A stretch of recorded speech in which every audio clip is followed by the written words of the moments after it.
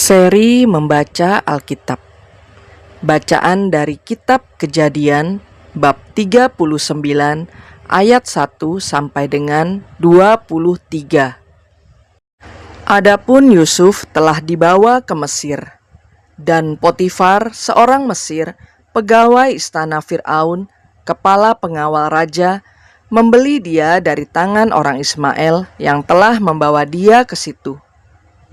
Tetapi Tuhan menyertai Yusuf, sehingga ia menjadi seorang yang selalu berhasil dalam pekerjaannya.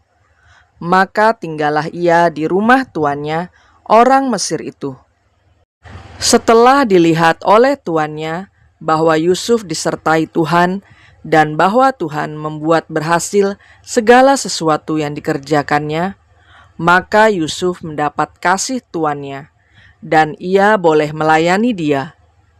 Kepada Yusuf diberikannya kuasa atas rumahnya, dan segala miliknya diserahkannya pada kekuasaan Yusuf.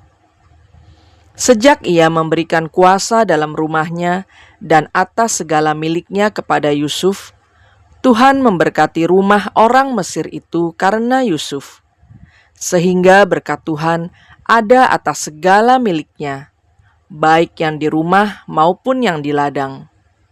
Segala miliknya diserahkannya pada kekuasaan Yusuf, dan dengan bantuan Yusuf, ia tidak usah lagi mengatur apa-apapun selain dari makanannya sendiri.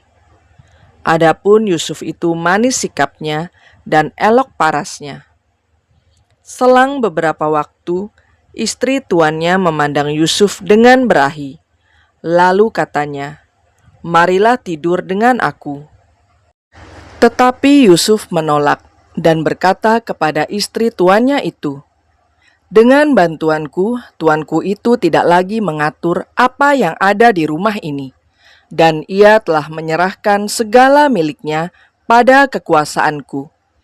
Bahkan di rumah ini, ia tidak lebih besar kuasanya daripadaku, dan tiada yang tidak diserahkannya kepadaku selain daripada engkau, sebab engkau istrinya.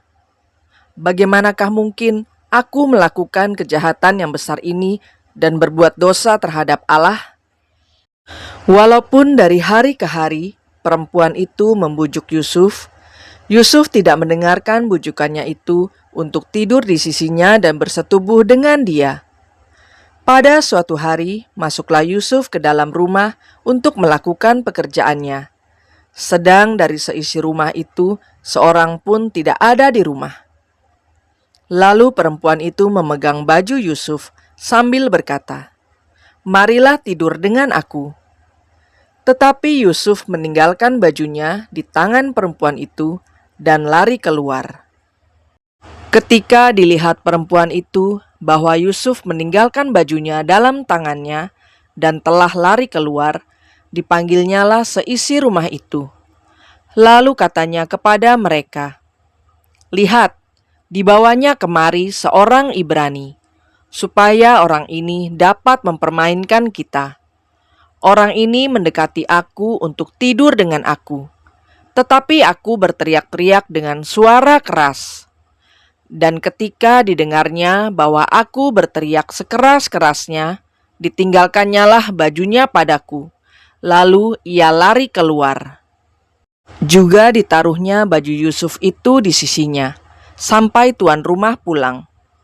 Perkataan itu jugalah yang diceritakan perempuan itu kepada Potifar. Katanya, "Hamba orang Ibrani yang kau bawa kemari itu datang kepadaku untuk mempermainkan aku. Tetapi ketika aku berteriak sekeras-kerasnya, ditinggalkannya bajunya padaku, lalu ia lari keluar." Baru saja didengar oleh tuannya perkataan yang diceritakan istrinya kepadanya. "Begini-begitulah aku diperlakukan oleh hambamu itu." Maka bangkitlah amarahnya. Lalu Yusuf ditangkap oleh tuannya dan dimasukkan ke dalam penjara, tempat tahanan-tahanan raja dikurung. Demikianlah Yusuf dipenjarakan di sana. Tetapi Tuhan menyertai Yusuf dan melimpahkan kasih setianya kepadanya, dan membuat Yusuf kesayangan bagi kepala penjara itu. Sebab itu, kepala penjara mempercayakan semua tahanan dalam penjara itu kepada Yusuf, dan segala pekerjaan yang harus dilakukan di situ, dialah yang mengurusnya. Dan kepala penjara tidak mencampuri segala yang dipercayakannya kepada Yusuf, karena Tuhan menyertai dia, dan apa yang dikerjakannya dibuat Tuhan berhasil. Demikianlah sabda Tuhan.